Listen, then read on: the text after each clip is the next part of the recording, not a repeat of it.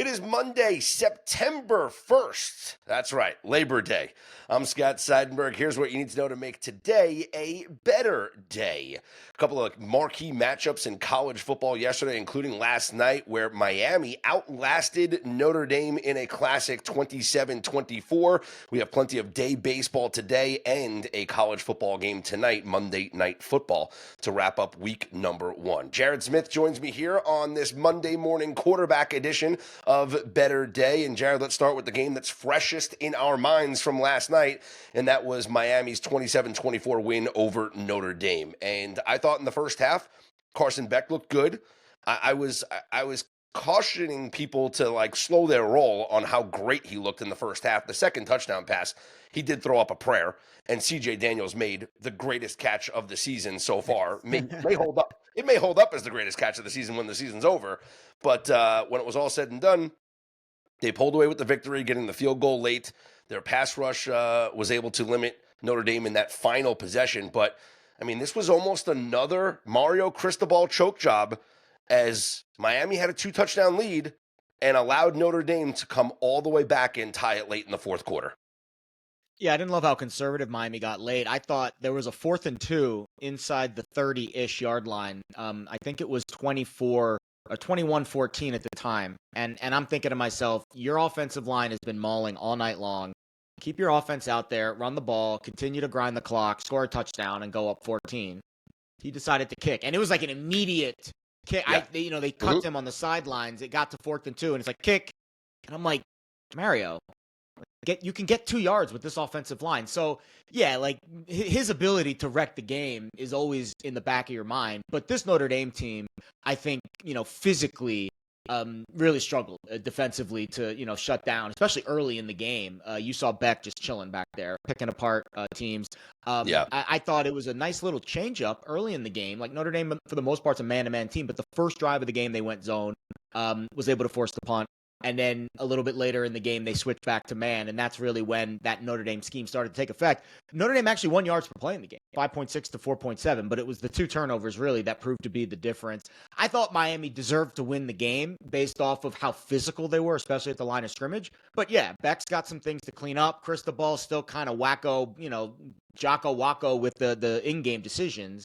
And I would like to see a little bit more explosion from some of these Miami playmakers. But they're going to be a really tough offense to stop this year. O-line, OC, quarterbacks experience. They've got some weapons, and their schedule very soft over the next few weeks. I tweeted out last night because, I was on Notre Dame for the game. Up on the website, I did give out Notre Dame, and that was a loser. But on my VSiN show last night, my best bet was the first half under.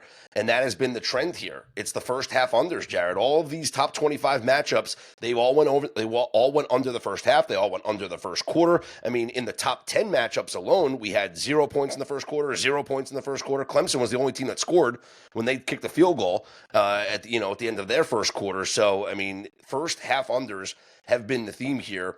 And I tweeted out last night, first half under, second half over is such a satisfying cash. It doesn't matter what the game is. It's just a satisfying way to cash. I know you joined me on my VSiN show last night during halftime, and we talked about, hey, what do you think about the second half going over 23.5? And you were in agreement. You were like, I can see Notre Dame's going to be chasing. I think go second half over. And it was the perfect recipe. And that happened in a lot of these games. We saw the first halves go under, the second halves go over. It's a very satisfying way to cash a game.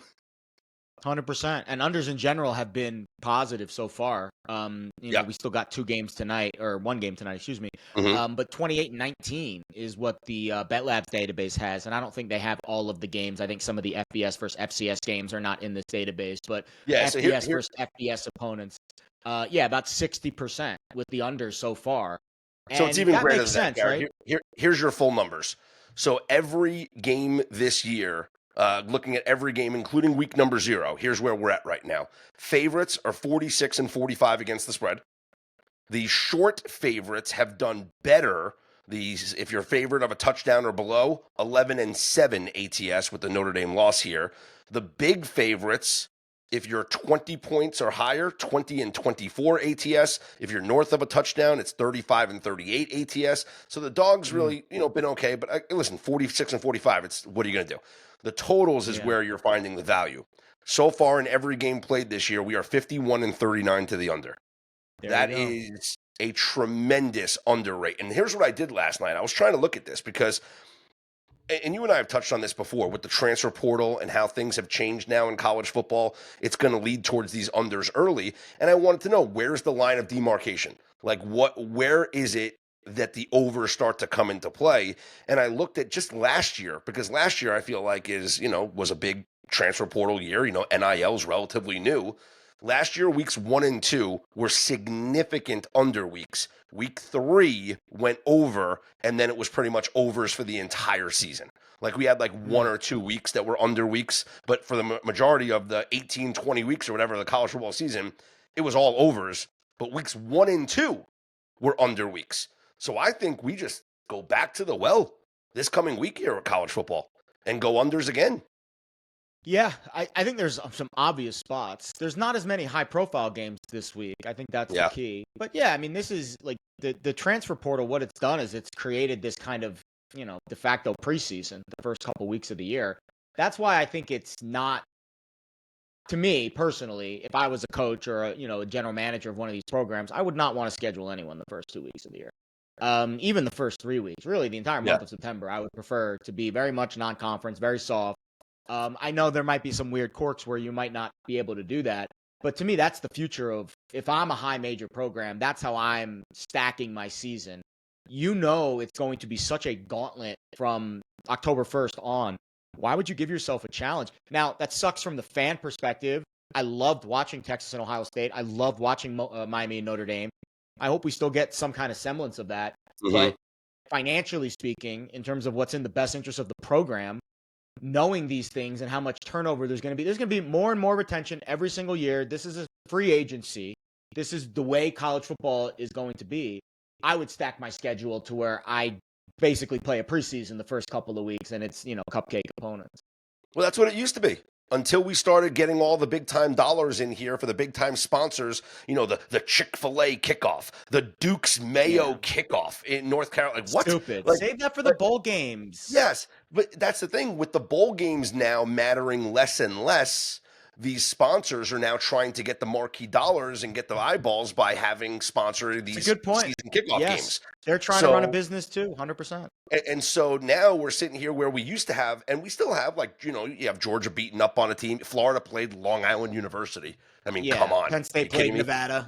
Yes. So it's like you still have some teams that have these cupcake games, but now you're getting the big money contracts for Texas to play Ohio State, for Notre Dame to play Miami. You're getting all these big time dollars in here and in incentivizing these schools to have these big time matchups, which you hope that they stay, but in the landscape of college football with the 12-team playoff, you don't need to schedule really tough out-of-conference schedules anymore. You can play the cupcakes because your in-conference schedule is going to be so difficult, and you can just make the playoffs as a 2-loss team. So that's something that's pretty interesting to keep an eye on moving forward. And yeah, look at all the great matchups we had in week number 1 of college football. We only have one matchup in week 2 that's 2 ranked opponents, and that's the Michigan-Oklahoma game coming up on Saturday night. So that's it. We had so many great games in week number 1, and we have a dud of a schedule here in week number 2. We still have one more game left on this week 1 schedule, Jared, and that is North Carolina hosting TCU tonight. I got to be honest, I have no idea what to expect. And I don't think anybody does. Because this entire North Carolina team is new. Everything is new about this team. I keep joking around. I'm going to bring up the joke because I think it's a hilarious joke. Even the field is new. They took out the field turf and installed natural grass. Like, everything is new about this program. How could we know what to expect when they take on TCU? You can't. I mean, again, I was able to, look at it from a high level. And this is what I found. I mean, the offensive coordinator is at least the same. He kept Freddie Kitchens, Belichick, and I think the only reason he did that is because he's an NFL guy. Yeah. But the offense is essentially, you're ripping up the skin from the studs and you're installing everything brand new. If you're, the house reference where you basically it's a fixer upper. Hampton was a rock star last year, so Kitchens is a smash mouth kind of OC. Tight ends were big last year. The tight ends were unbelievable. Actually, both of them had 1,000 yards last year. They're both gone. And obviously Hampton's gone too. He's in the NFL, got a first-round pick. Davion Gauss, RB1 on the depth chart, 58 carries last year. Modest, 4.8 yards per carry. He's sturdy, 5'11", 215. Doesn't look like he's a burner. Didn't have a run longer than 21 yards last year. The backup's Benjamin Hall. He got some carries the last couple years at Michigan. Caleb Hood's in his 5th year at UNC, but doesn't have a ton of upside. Very limited work last year. I mean, none of these guys at tailback moved the needle. The quarterback situation was also kind of, we were going down the Max Johnson path. He got hurt. Then they brought in Gio Lopez from South Alabama. He's a lefty. He's got some mobility to him, but again, he's undersized and he's kind of a heart guy, heart and hustle guy. Like, I don't see him being a guy that's going to light up the scoreboard against top-notch defenses. He struggled in the one game he played last year. I think it was against LSU, facing that top caliber athlete, right? When you're in the, thing for South Alabama in the Sun Belt, it's not exactly murderer's row. Receivers are all new. Tight ends are new. The offensive line is new. I mean, you're right. I can't really put my finger on their offense. I think their defense is going to be pretty solid. I know that, again, only 2 starters back, but Belichick, right, and he brought in his little son, Steve, to run the rest of the defense there. I think they're going to be solid. They're going to take him in the middle. Steve brought in his top cornerback from Washington. He brought him with him. Steve brought in 2 guys from Washington. One of them was the corner. Yeah. And then there was another one. I think it was, who was it? Kamori House at linebacker. He was a 4-star last year. So he comes in as well from Washington. So they brought in 2 starters from Washington. I think their defense is going to be pretty solid. I think this is going to be a lower scoring game. It's going to kind of fit the same vibes I think we've seen from the first weekend. Yep. And I would imagine TCU is going to bring some heat here. This line, moved 5 points from dog to favorite. So I think the Horned Frogs are going to be ready to roll. Yeah, TCU now a 3.5-point favorite. Total is at 55. That's down from the open of 59. We've seen the unders dominate here. I'm going to go back to the well and be on a first half under again. First half unders have been absolutely a cash cow here in week 1 of the college football season. To me, I look at TCU, and Sonny Dykes obviously is still haunted by that season opening loss to Deion Sanders in Colorado. That is the best comparison that I can bring to what North Carolina and Bill Belichick have, because you have a team that has so much uncertainty. They could be great, they could be terrible. No one knew what to expect from Colorado, right? They came in with all the hype, but the difference between Colorado and Coach Prime and Bill Belichick in North Carolina is that Deion brought his son, Shedeur Sanders, as quarterback from Jackson State. He also brought Travis Hunter, stud wide receiver and defensive back from Jackson State, amongst a slew of other players, but those are the key 2, right? And so it's easy for those guys to play in week 1 against TCU, a ranked opponent, and upset them because you already have chemistry. You already know, you've already played together. Gio Lopez coming in from South Alabama doesn't have chemistry with any of these North Carolina guys. He doesn't know, no. They don't know what to expect when the game's on the line, when they're in the trenches, when things aren't going their way. They don't know about trusting each other yet. So I think it's going to be growing pains. That's the biggest difference. If we're looking at, Sonny Dykes and TCU were upset a couple of years ago by Coach Prime and Colorado, it can happen again. Well, 1, I think he learned his lesson. And 2, I just mentioned the biggest difference between the 2 situations is that Colorado had a plug-and-play situation where I don't think North Carolina does. So I do lean TCU in this matchup here and backing, a proven coach at the collegiate level with a very complex offense, with a quarterback in Hoover that I really enjoy and think could put up some big-time numbers. I lean TCU. I would love for the public to come in and bet North Carolina so we can take below a 3.5, because I don't have any interest right now in laying more than a field goal. Yeah, I was fortunate. I got ahead of this team. I do. Smart. I know who cares about what your bet in pocket is, but it's TCU plus 1.5. I think they win this game. I think they're the better team. Hoover has some interesting numbers. Almost 4,000 yards last year. He broke Trayvon Boykin's school record. Quantity, too, over quality. One of just 4 quarterbacks last year averaged 300 yards per game and had a top 20 rating. The other 3, Shedeur, Cam Ward, Jackson Dart. Wow. So Josh Hoover's in pretty accomplished territory there. The running game was not very productive last year. They did kind of renovate that a little bit. I'm intrigued with Kevorian Barnes. He was the Conference USA Freshman of the Year at UTSA a few years ago. His production has tailed off since, but now he gets the change of scenery and a much better offensive line, maybe a little bit of a boost for Barnes, who does have some wiggle. Trent Battle's listed as the starter. He's been there 4 years, very modest yards per carry. Jeremy Payne's also young, maybe improving a little bit. At receiver, I'm actually excited. I know they lost Beck and Savion Williams to the draft, but Eric McAllister had a really good year last season, 19 and a half yards per catch. 90% of his catches were first downs. That was the highest rate in all of college football last year. So very excited to see if he can be that alpha for TCU at the receiver position this year. You know that Belichick, if that's the guy, that's probably who they're going to take away, or at least try to take away. That's what the run game, I think, needs to be effective in this one, because I do think you're going to get some light boxes. You know, they're going to defend the middle and be very soft on the outside to try to take away the big threat of McAllister. I do think TCU will have an opportunity to run the ball in this game. Offensive line, though, replacing 4 starters. We'll see what that looks like. Last year, they were 119th in run push. So I just because they're getting a light box doesn't mean that they can run into it. But I do think that's the look that UNC's probably going to give them. They're going to be daring them to run, and they're going to try to take away the deep vertical with McAllister.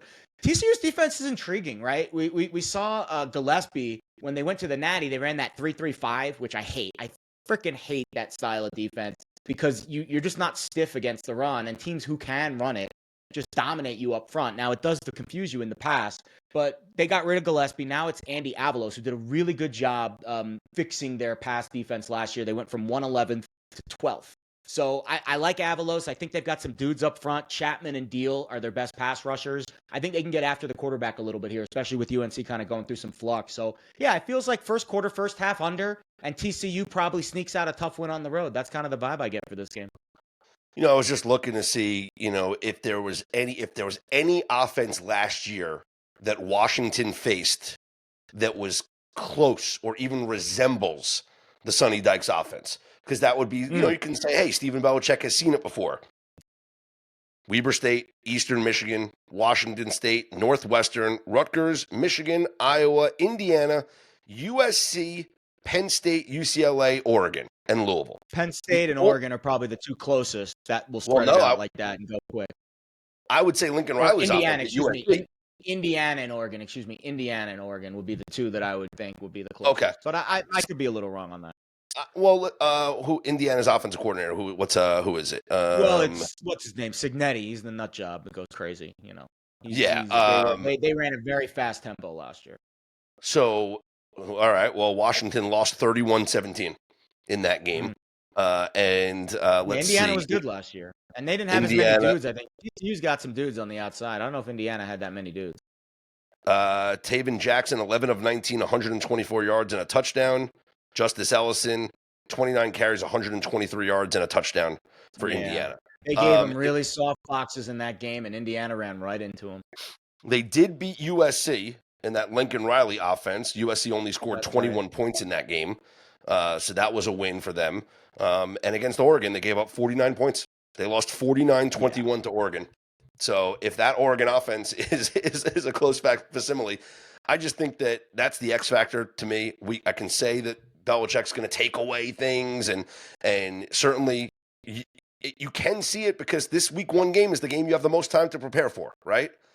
But yes. I also think that with Sonny Dykes having so much time to prepare for this, with him knowing and drilling into his team to not let the upset of 2 years happen again, with a quarterback that's already been in this system, with a team that has about 13 or so returning starters, that's the team I want to back here. Like, if we're just looking at the returning production and that being the difference in the game here, I mean, it's TCU by far. Again, you have a great number in pocket. I would love to lay less than a field goal. So if the public does come in and starts backing Bill Belichick in North Carolina, I'll jump in on TCU. But for now, my play is just going to be on the first half under in this game. I like it. First quarter under, I see a 13.5 out there. I would be betting that as well. Oh, yeah. And I saw 27.5 for the first half. So I would bet both of those. I'm under both of them. Yeah. I'm under, absolutely under on both of those. And I might be interested in like a North Carolina team total under for the game also. Because if they win, it might be low scoring. Like that's kind of the Belichick way of playing this thing out. But we'll see how that. I'm excited to see what the sideline vibe is, right? Like we've talked about him so much with Hudson and all this. Like it's kind of ironic that they're the last game on the card because we've talked about have we ever talked about a 7.5 win total team more than we've talked about the North Carolina Tar Heels this summer? It's just insane how much attention they've got, and we had to wait the whole freaking weekend to actually see it because we really have no idea. They could be an absolute total disaster. Like Yeah. it could be like the headline tomorrow could be Belichick has lost his way off the beaten path, blah, blah, blah, blah, blah. Like, senile old man, gold digger, all this stuff. Like it could be completely negative, or it could be everybody was wrong. He's a genius. Look at the, they shut out TCU and like it could be like there's so many different avenues that this story could go because we have not seen 1 inch of this team yet. It's going to be really interesting. Like, how could we doubt him? You saw. It could go either way. Like, it's going to be extreme. Now, here's what I do know. Whatever happens, it will be the extreme to that side. There will be no reasonable neutral takes on the game tomorrow. It'll either be he's the best or he's the worst, and there will be no in between. But if you ask him, he'll say, we're on to Charlotte. There you have it. So is that who they play next? That's who they play next, yeah. Yep. We're on to Charlotte. We're on to Charlotte. Great. North Carolina. North Carolina and TCU. Tonight we'll wrap up week 1 of the college football season. Let's update you on some odds because that's always fun. So here in the futures market, your national championship odds, the new co-favorites. And I'm using FanDuel here for these. So obviously shop around. You can take a look at different books, have different prices. But up on FanDuel right now, Jared, 3 teams are your co-favorites to win the national championship at 6-1 odds. Name me those 3 teams. Ohio State, Penn State, and probably Texas still. You can't drop them that much for one game against Ohio State on the road. You got 2 of the 3. Penn State, wow, Ohio State, Texas, and Georgia. Georgia is the co-favorite with fair. Ohio State and Penn State. Texas is next at plus 750, followed by LSU, 11-1. Those are your top 5. Oregon's too low. Bet Oregon. Oregon's 12-1 Oregon right should be behind. Oregon should be a top 4 team right now. Okay. Your Heisman odds. Your favorite right now is Garrett Nussmeier of LSU at 8-1. Your second favorite, Lenoris Sellers of South Carolina at 10-1. Your third favorite, Carson Beck of Miami at 12-1, tied with Gunnar Stockton of Georgia at 12-1, and Cade Klubnik of Clemson at 14-1 rounds out your top 5. Talk to me about the Heisman race because I know you are invested in a 25-1 ticket on Lenoris Sellers. And what did you make of his performance here on yesterday on Sunday? And how do you feel about your ticket? Oh, just get that man to 9 wins and get him to New York, please. It ain't going to be easy. They've got a murderer's row schedule in October and early November. It's like 6 consecutive games against, the meat of the SEC.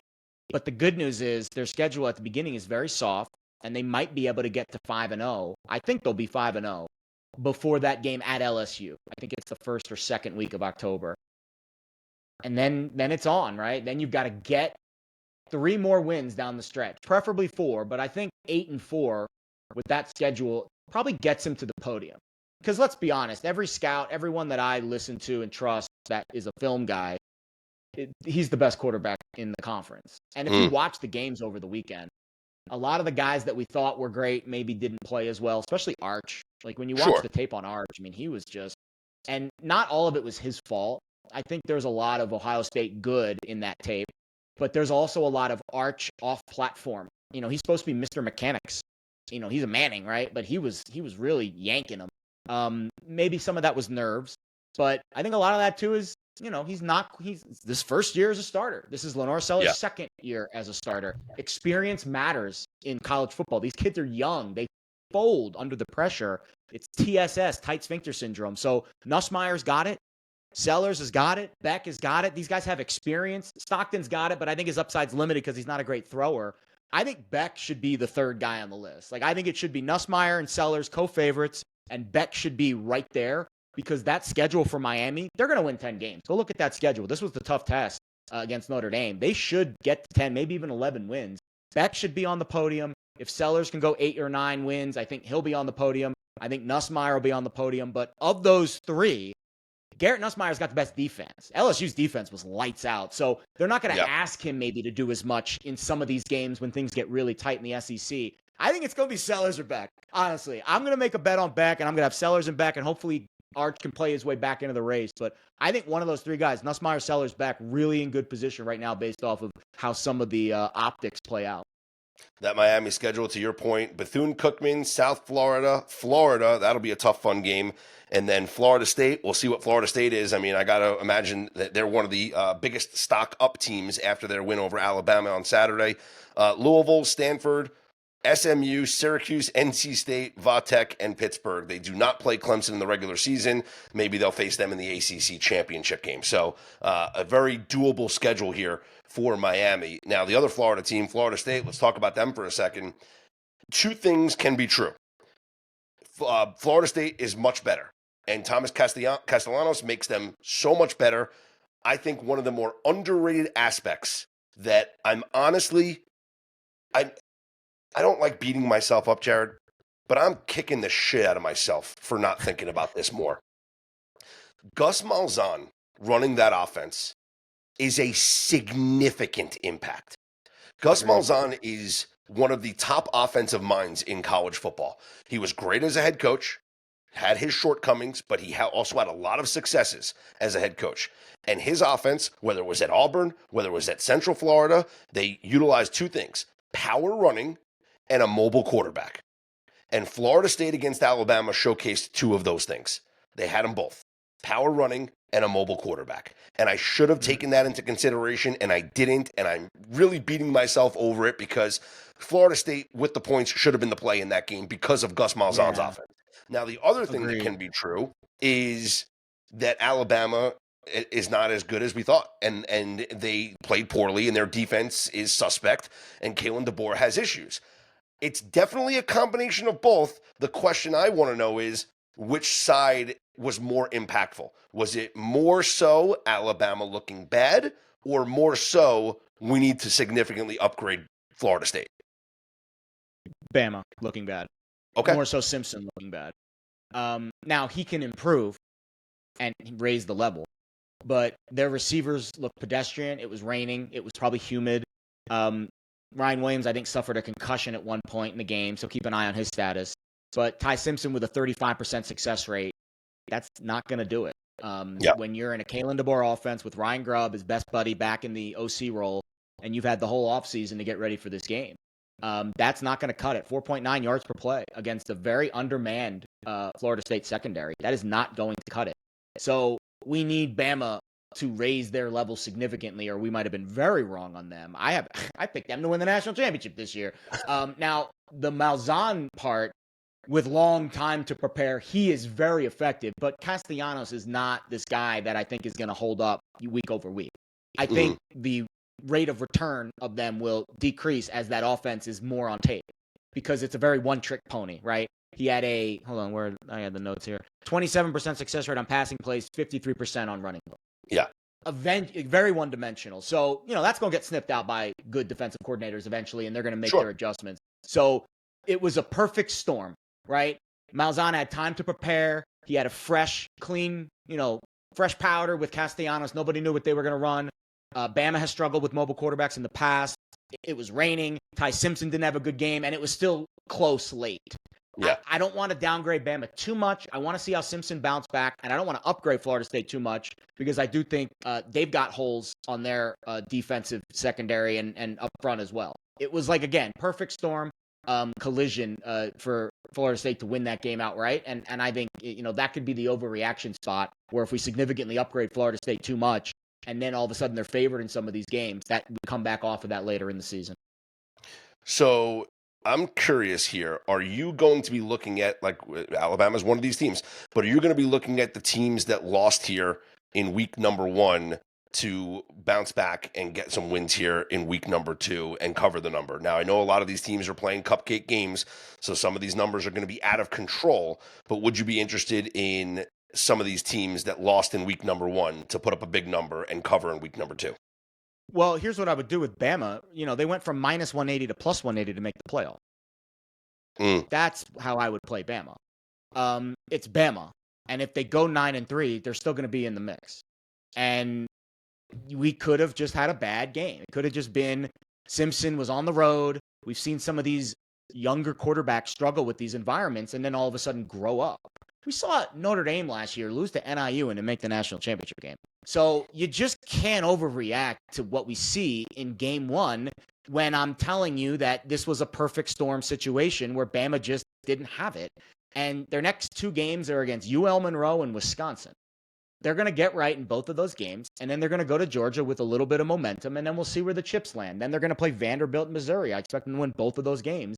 Then they get Tennessee at home, at South Carolina, LSU, Oklahoma, and then they finish with Eastern Illinois and then at Auburn. I mean, obviously they could lose 3 more games and go 8-4, and then you're screwed.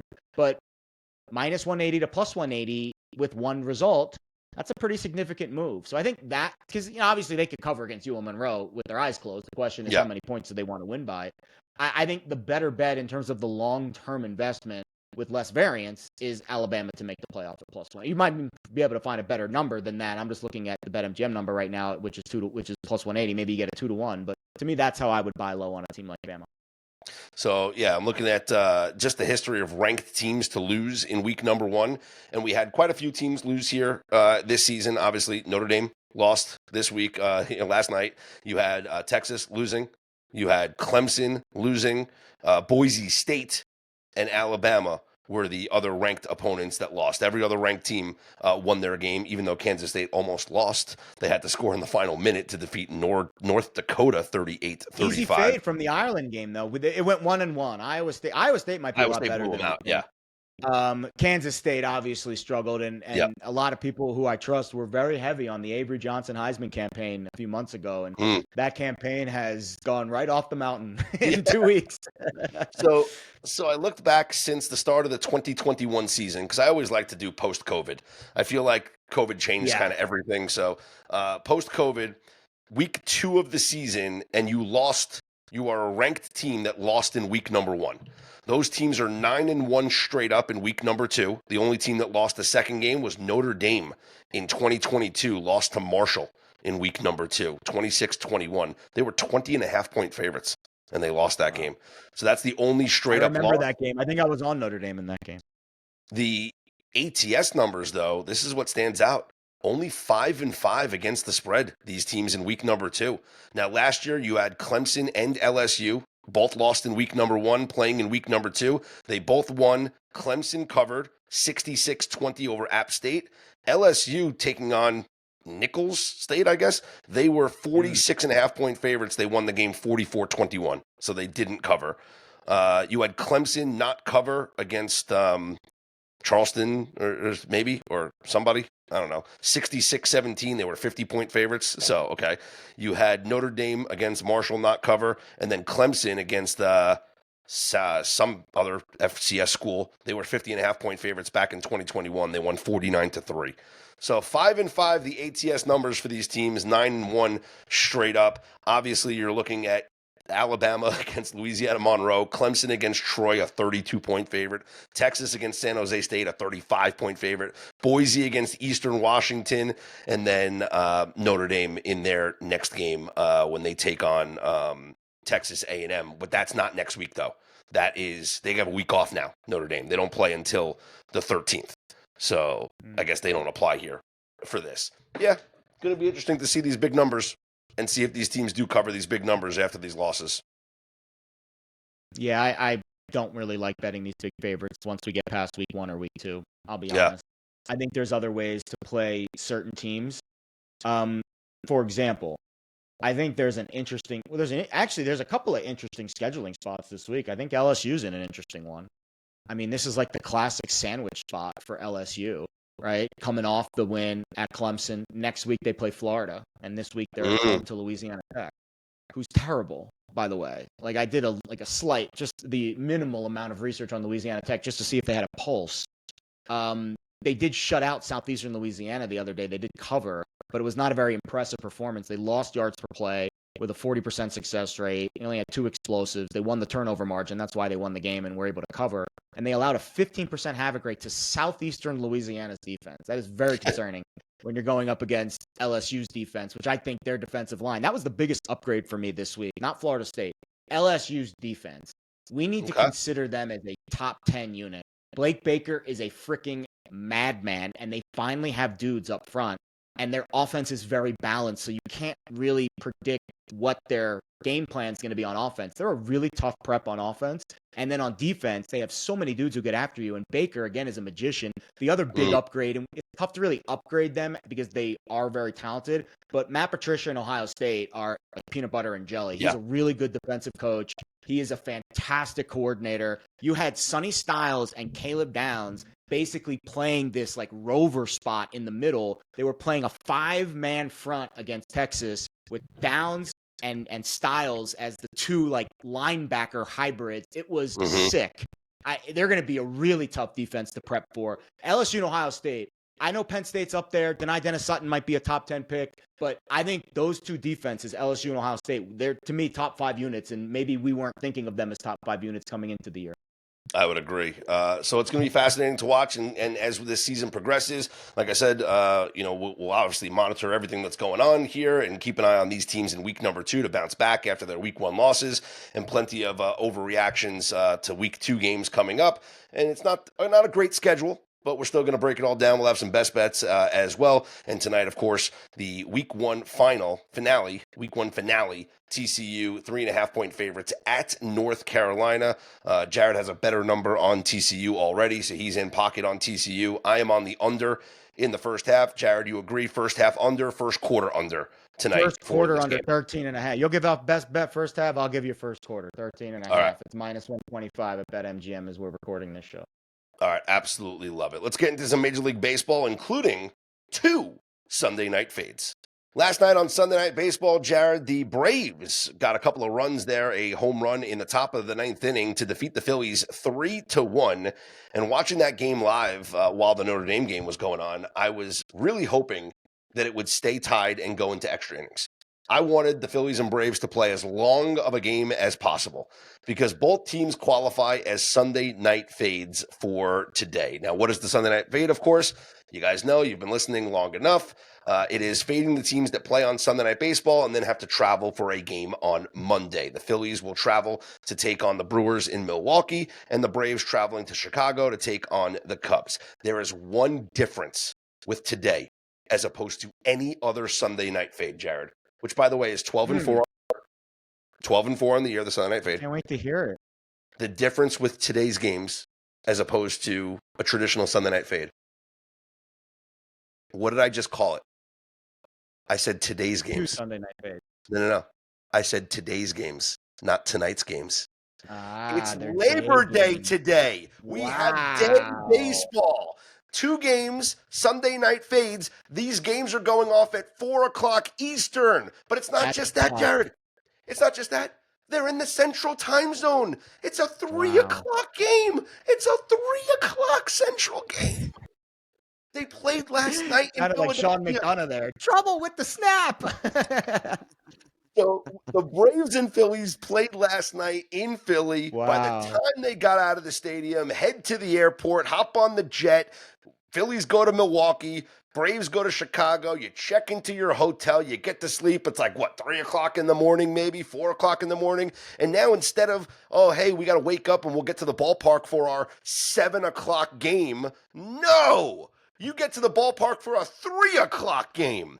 This is an absolute monster situation here. I am fading both of these teams. The Braves, they are at Chicago. Colin Ray goes for the Cubs. Spencer Strider for the Braves. Cubs are a short favorite, minus 125.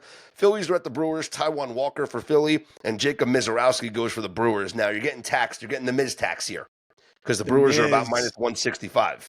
I don't want to lay that much. I think I would look at maybe a first 5 for the Brewers. Back Mizorowski. Maybe the Phillies start off slow, little sleepy start there with the travel and everything. So go with the first 5 for the Brewers. That would be my way to attack it, just to mitigate the juice because, it's too heavy of a price to pay. But there's other ways to attack this as well. Now, there are some sports books that allow you to bet on the team to get a 9th inning at bat.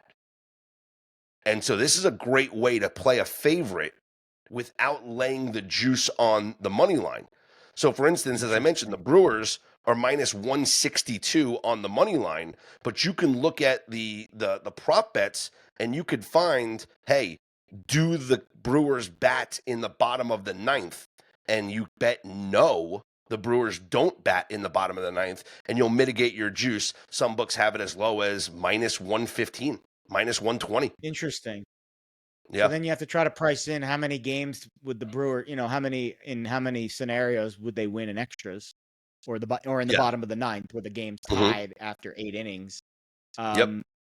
Yeah, I didn't even know you could bet that, and I didn't even know that the splits were that far off from the money line price. That feels like a hole in the market. Again, I'm not some expert at implied odds, but that does feel like it's a little bit off. Yeah, minus 115 up on DraftKings. Will the Brewers bat in the bottom of the ninth? The answer is no. So that could be an interesting way to bet that, is if you don't want to lay the big juice on the money line. But like I said, I'd be looking at the first 5. Let's back Mizorowski here in the first 5 innings, and let's hope that the Phillies start off this game a little sleepy after a late night last night and then travel and an early start time. So we have a ton of day games across Major League Baseball today. A couple of ones that jump out here. Blue Jays are at the Reds. Chris Bassett's on the mound for the Blue Jays in Cincinnati against the Reds and Hunter Green. Reds are short favorites, minus 125, minus 130. Bassett's home road splits are staggering. He has on the season at home a 2.76 ERA. He is undefeated, 8-0 at home. On the road, he's 3-7 with a 6.10 ERA. I mean, that's night and day. That's unbelievable. Interesting when you see those stats like that for a veteran. Usually you see that with younger pitchers when they struggle on new mounds, but Bassett's been around forever. Listen, it could be something as simple as the training staff that's there at the ballpark or the grounds crew that's there at the ballpark. Maybe they leave a little something extra in the rosin bag for him. I don't know. I don't know. But you get some crazy home road splits. It's not just about being comfortable and sleeping in your own bed. There has to be something to it, right? Pitching well at home as opposed to pitching bad on the road, and Hunter Green on the mound for the Reds. So I'm going to back the Reds here against Bassett and the Blue Jays in this one. Other games of note, if you're keeping an eye on things here, Mariners are at the Rays. Shane Baz goes for the Rays, and Luis Castillo goes for the Mariners. I had another interesting another interesting interaction yesterday, Jared, on social media of the MVP debate. And are we still on this? Can we give it to Judge already, please? Are you guys over this already? Because Judge homered yesterday, and now he's top 5 in Yankees all-time home runs. Incredible year he's having. And he is now up to minus 220 to win the MVP award on FanDuel. I texted you the day he was even odds, and I'm like, this is obscene. Yeah. Well, I mean, I bet it at even money when he went down to the IL. Yeah, I think it was minus 110 when I texted you a couple of days ago about it. Yeah. And so he hits the home run. I tweet out MVP, right? And then people are like, well, what about Cal Raleigh? And then I coined the term.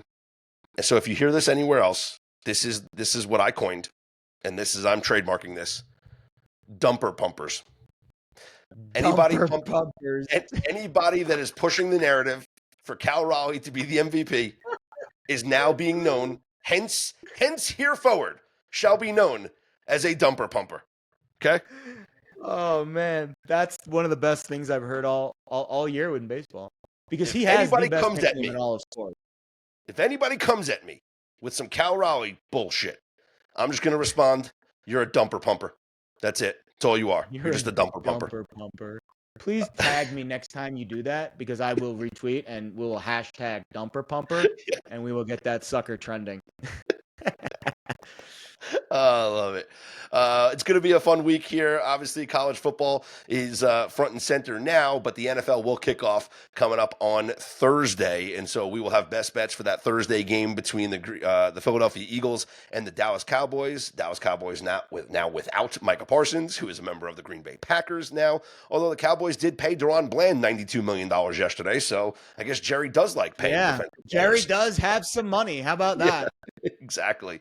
And we'll get all the best bets for week 1 of the NFL season coming up a little bit later on this week. Buckle up, like the ride has just begun. We are here. It is football season, and you want to make sure that you are subscribed to this podcast wherever you get your pods from. It's Bettor Day, BETTORDAY, and go to the website bettorday.com, where we are going to be trying something interesting later on this week.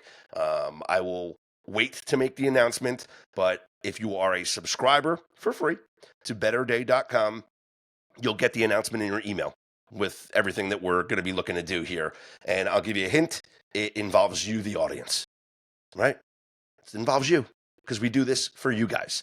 So make sure you're locked into the website. A couple of great articles up there now getting ready for the NFL season. Again, bettorday.com, bettorday.com. You can follow Jared Smith on Twitter at Jared Smith Bets. You can follow me, Scott Seidenberg, at Scott's On Air. Here's hoping you make today and every day a better day.